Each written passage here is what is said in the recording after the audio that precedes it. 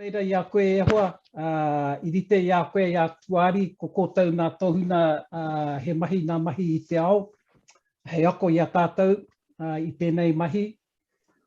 Ia kōtau e piki te kaupapa, ko kōtau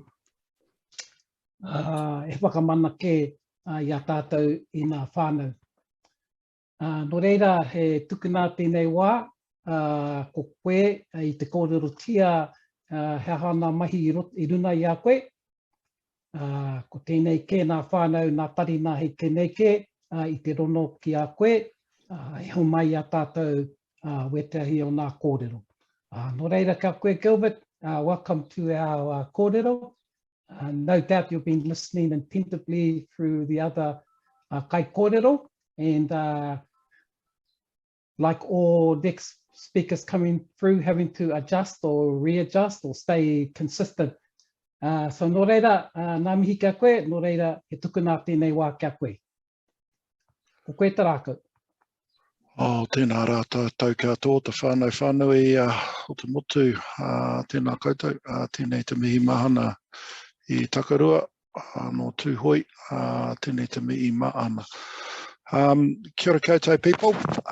Stephen, I don't know whether you can put me up my presentation, but lovely to be here and lovely to hear the kōrero. I think particularly that conversation that Donna's had in regards to, I guess activating manamata haki and tiraranga tiratanga. So yeah, kia ora. Hey, so for my sins, I'm down in Dunedin with some of the crew. Been down here for almost 3 years now, actually, and sometimes I feel a bit whakamā in that I obviously represent the system.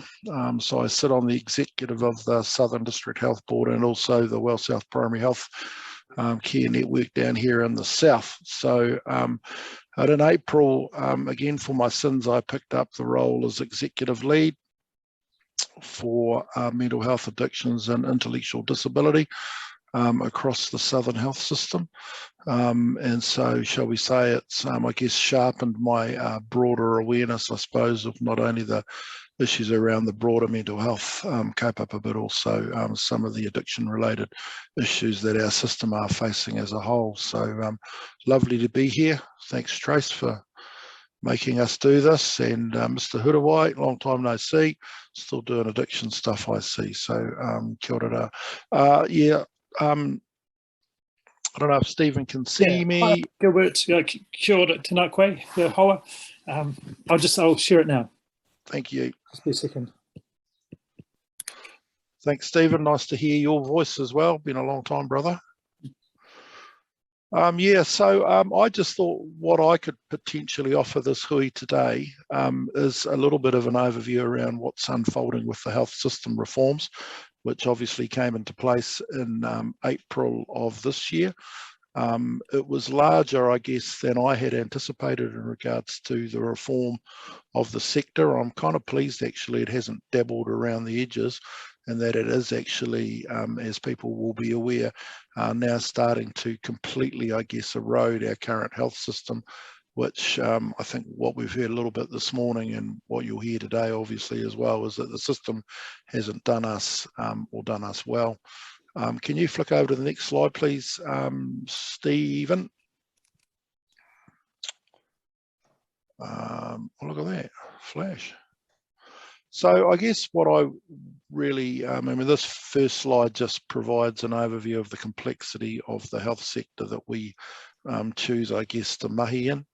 It isn't an insignificant sector. I mean, for us in the southern region, the 5,500 employees across the DHB make us the biggest employer of workers across this particular district.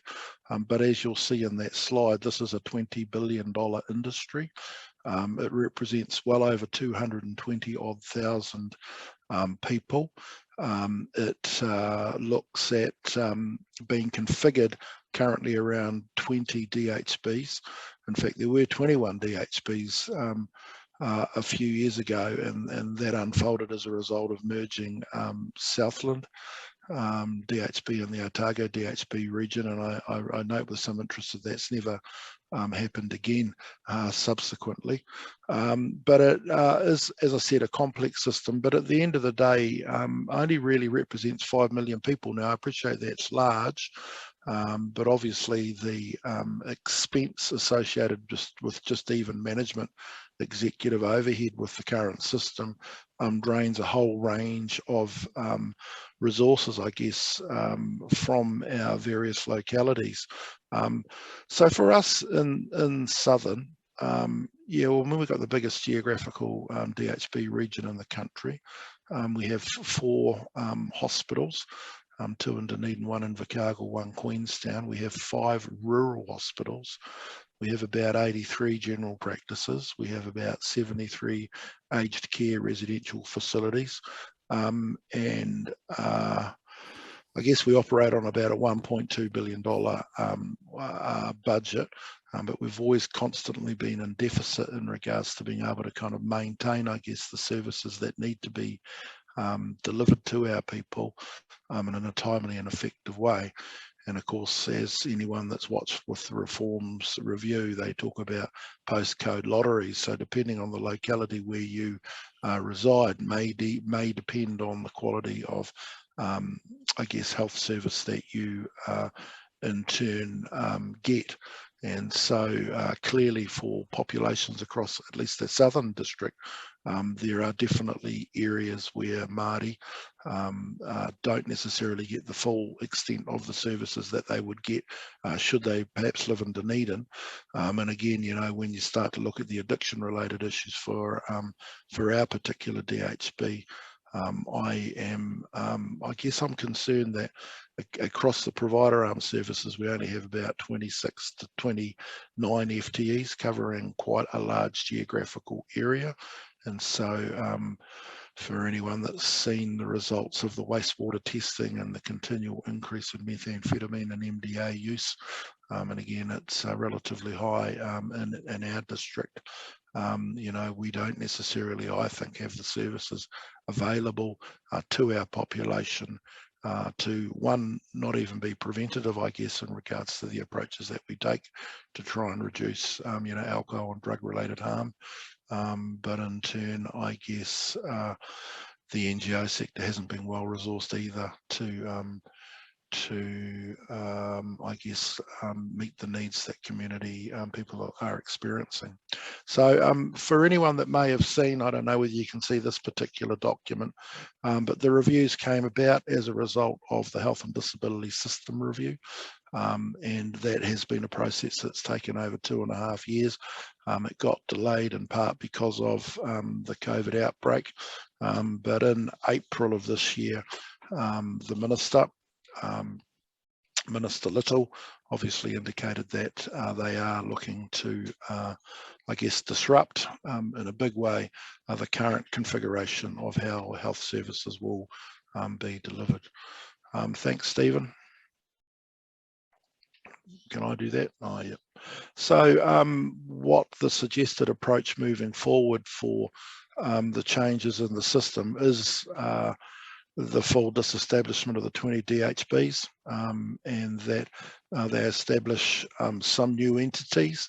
And so from my understanding is the functions of the Ministry of Health will be in partly eroded. They'll primarily provide support for the Minister, specific to, I guess, strategy and service design and development. And so the Ministry of Health, how it is currently configured, will change and change significantly.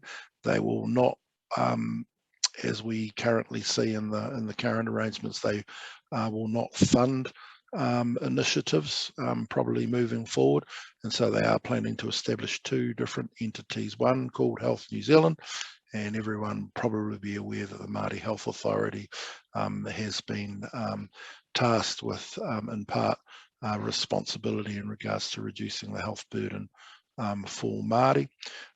There's another entity in the middle, which is called the Public Health Agency, which I understand will be primarily a policy function in regards to public health, but the 30-odd public health units, the 20-odd public health units which are currently configured across district health boards will potentially probably morph into what is called Health New Zealand. And as this diagram suggests, we in turn may have some regional activity, obviously some district activity, but as of 1 July, all DHB employees will have a change in their employer, and they will then move into what they are calling Health New Zealand. Now, Donna, I don't know whether Donna's still on the line, but she's been pretty active in regards to conversations with the transitional office, and particularly around the functions and potential developments of what are being called iwi Māori partnership boards. And so there are a number of conversations at the moment which haven't necessarily been landed. I do understand that the boards of the transitional boards of Health New Zealand and the Māori Health Authority will be stood up relatively shortly, but as the reviewers suggest, they become fully enacted as of 1 July. So this is significant change, and the change is happening really quickly. And I guess for being someone, I guess, that's working in the DHB at the moment, the devil's still in the detail, and it will be interesting to see how it all unfolds, because at the moment we're still relatively clear what that may mean. Thanks, Stephen. So I guess anybody that's worked in the community for a long time, we obviously know that that's where a lot of the real work is done. I'm not necessarily always satisfied that secondary provider mental health and addiction services necessarily provide good outcomes, and so the way that this review is moving is aimed at strengthening the primary and community sector. So the review suggested that organising services around smaller populations of interest and localities makes it easier to configure service delivery, to build relationships across professional organisations, and to work as one sector in regards to reducing some of the determinants of health. Every locality will have a consistent range of core services, but how these services are delivered will be based on the needs and prioritisations of local communities. So I would imagine into the future how services will be potentially contracted from the centre will be through these primary and community opportunities. And thanks, Stephen. The next slide kind of then starts to talk about how they potentially may look to fund those. So localities is a new word that's been socialised across the sector at the moment. It primarily comes out of the NHS approach to how they developed and delivered health services across Britain. There are opportunities to probably enhance interagency government collaboration, because it doesn't take too much rocket science to be aware that a lot of, at least our capable Māori providers are being contracted by various government organisations, and at times there's been little, I guess, collaboration from the centre in regards to how they might look to integrate service delivery, and we've heard various iterations of what localities might look like. This particular screen, which is a little bit dated now, it's probably about 3 months old from the transition office, where they were talking about these localities being based on populations between 20 to 100,000. I know iwi probably will have a different perspective in regards to what that might look like as well. But we are clearly starting to move towards more, I guess, intimate locality conversations with key players. And I would imagine how the addiction sector into the future will be funded is through these things called localities. Thanks, Stephen. So I guess the conversations are constantly changing. We shifted from the word localities to now what they're calling local community wellbeing networks. But at this stage, I understand that they are looking to possibly contract with up to 9 localities as a discovery phase, or I guess a point of concept approach to how this might work into the future. But the current advice that we're getting from the centre are based off all of these bullet points, which would suggest that locality planning and needs assessment is critical to what services may be contracted into the future, based off the fact that I'm stating quite clearly that the addiction sector has probably been under-resourced for many years, and I guess the prevalence of addiction-related harm is probably at times difficult to assess, but I think that the way that the future service configurations and how they'll be contracted will be based off local intel and what those needs assessments may mean. And so I think it's important probably as a sector that we are better positioned to be able to, you know, I guess advocate for addiction-related services being delivered in your localities. But again, in turn, how you can actually identify the scope and range of those issues may be challenging. I mean, one thing that I've been privy to just recently is the wastewater testing results from the police. That starts to provide some evidence in regards to the level of at least some of that illicit drug use that is being used in communities. I would imagine you would need to scope and map current services and localities, and where there are gaps, we would need to try and advocate that they are being filled. I would imagine some of the other associated kind of health indicators like, you know, family violence and motor vehicle accidents and those going through the courts for alcohol related incidences will clearly need to be something that you'll be able to evidence in time, so that you will be able to get perhaps access to some of the resourcing. But this will be in a competitive approach, I would imagine.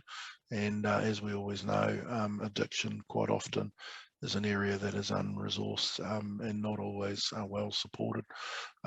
These localities will need to be, you know, clearly partnering with Māori, and there's a treaty-related conversation that is clearly needed in regards to the Māori conversation, but there also should and needs to be some involvement of Pacifica providers and Pacifica people in these conversations.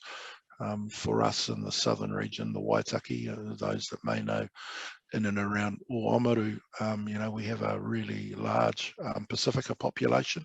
I've heard the data up to 20%, but I think the latest stuff I saw was about 12% of that total population is Pacific, and a lot of those are Tongan. I would imagine we'd need to make sure that we are considering the various nature of Pacifica peoples and, you know, the range of need, I guess, specific to that. But this cannot and will not move forward unless there's clear Māori partnership, and that needs to be iwi Māori partnership sitting at the table as well. You know, the conversations around community engagement, so I think whatever localities will be funded need to be representative of a range of groupings, sectors, individuals, and I guess whānau.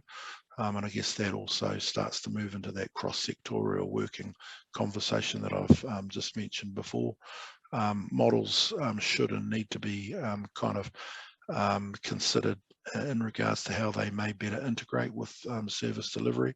As we've always known, it's sometimes difficult, I would imagine, for those facing addiction-related issues to get the broader range of services available to them. Alliance arrangements may work in this space as well, and there'll be a real need to ensure data sharing, intelligence and governance is in place as well. So I guess what I'm proposing through this part of the conversation is that probably how the addiction sector will be funded into the future will be based off identified localities. What they look like at this stage are still really difficult to know or understand. I think that there should and there could be conversation, you know, specifically around mana motahaki and what that potentially means for people in those certain localities. But we would imagine that no longer addiction sector services will be contracted via DHB arrangements, and that they will be probably and partly funded via the centre. But I would imagine that they will need to be collaborating with these local localities in regards to how that might look. Thanks, Stephen. That's flash. I like the way you roll that.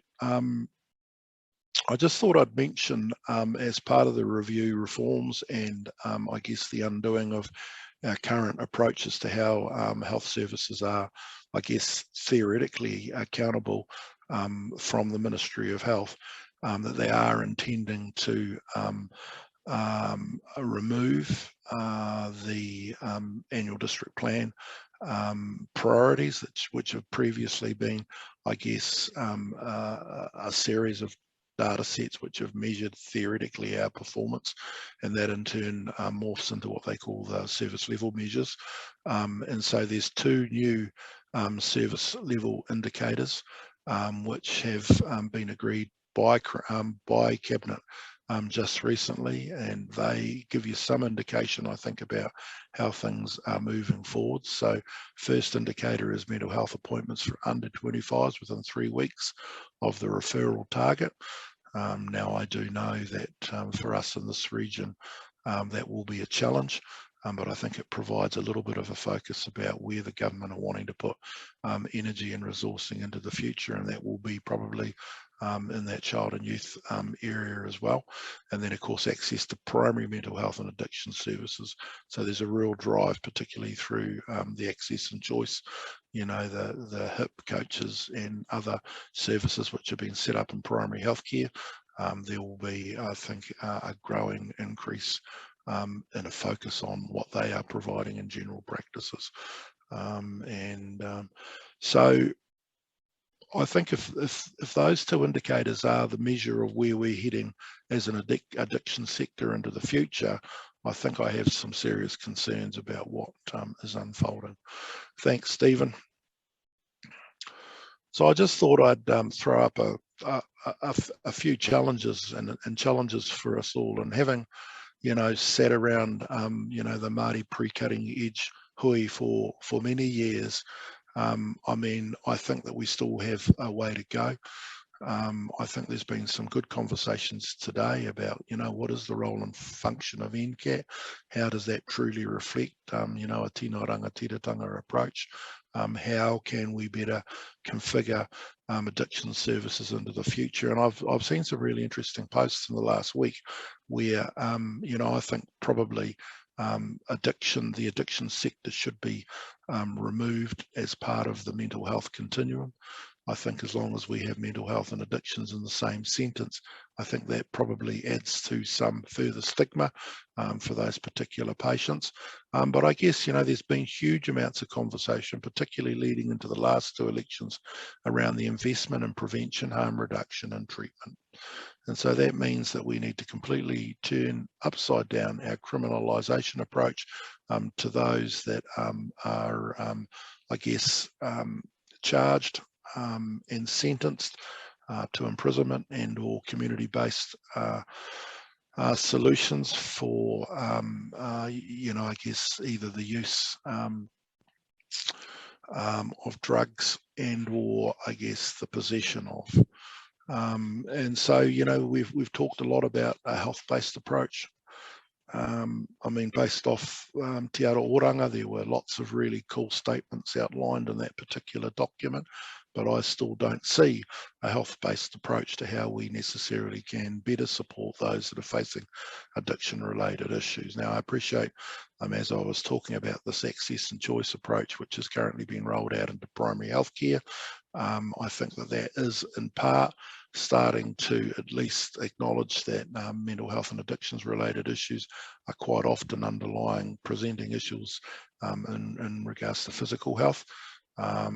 But we've got a long way to go in regards to completely turning our system around to ensure that we are taking a clear health-based approach to this issue.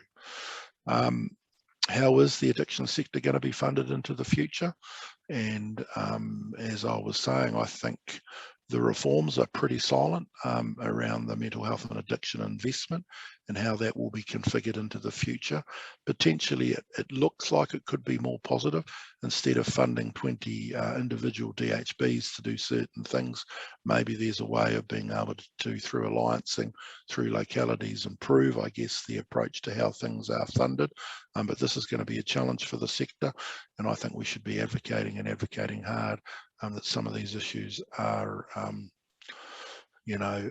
prioritised. How can we make a real difference to illicit and, no, that shouldn't be, I've got that wrong. Legal and illicit drug use and supply. We've been kind of aware for a long time in regards to, the approaches to try and reduce supply in our communities. I don't think they've necessarily been particularly effective. I think probably the approach with the Northland DHB, the approach that they've taken, seems to now have probably improved, I guess, the approach, particularly from an enforcement perspective around how they deal with those with addiction-related issues. But that's just Northland. What about the rest of Aotearoa? How do we, in a meaningful way, better, support that peer support groupings? What I love about being associated with the whare tukutuku is, having people like Tracy and Tuari that have been there, done that, are clear role models to the sector, but at times they're alone voices, I think. And I think as we've always seen, and I've seen many cutting edge presentations where, the use of the peer support approach can be can be just as effective, if not more effective, than using, specialist mental health services. So it's important that we have community grassroots approaches to how we support those that are experiencing harm from these issues. And then again, how do we reduce the stigma, the de-stigmatization, the inequalities and vulnerabilities of our population? And I do strongly probably start to advocate towards the addiction sector being completely separated from mental health, and how we approach that into the future, I think will be a challenge. So I just wanted to put those particular tucky up to stimulate some thought and discussion. I don't know what's going to come out of this hui particularly today, but I would imagine that we should be taking a position on what issues need to be further developed, I think, as these health reforms start to move forward. Probably a little bit of a waffle. I see lots of chats coming up. I don't know if that's about me or whether I'm being an alien like Mr. Huruwai, but I probably not telling people things that perhaps they don't already know. But we are in for wholesale change across the health sector. That is happening really quickly. That's happening because of the political cycle that we operate within. And so you can appreciate that this current government wants to have these changes in place by 1 July of next year, so that they can move into that next year in regards to another election cycle. But I tell you what, there's a lot of detail which has not been considered, and I just really feel that the addiction sector needs to be advocating strong in regards to the range of issues that you'll hear today, and I'm happy to try and support some of those conversations as well. Bit tricky for me because I call myself a house nigger. I am but a servant to the state, and at times that's hard work. My destiny, I'm not too sure. I've tried to move away from the addiction sector, but it's a little bit like Hotel California, eh? Once it gets under your skin, you can't get away from it. Just commend the work that Whare Tukutuku is doing, Tito Water, and the approaches that we take to try and support people and support them in a better way than the current system is actually doing. So my thoughts at this stage. Takurua, Tracy, ngā mihi. Ngā mihi e hoa I tō whakaaro I tēnei mahi e rawe I te rono I a koe. We've been having a lot of chat conversations going on, and obviously the flow that's coming through now is Māori autonomy, Māori rangatiratanga, Māori mana motuhake. Given the position that you're in, you have the ability to see within the parameters of the DHB. You highlighted a lot of those deficiencies that are operating, but also the reforms that are occurring as well. As a matakite, what would be your predicament in terms of how you would see the future?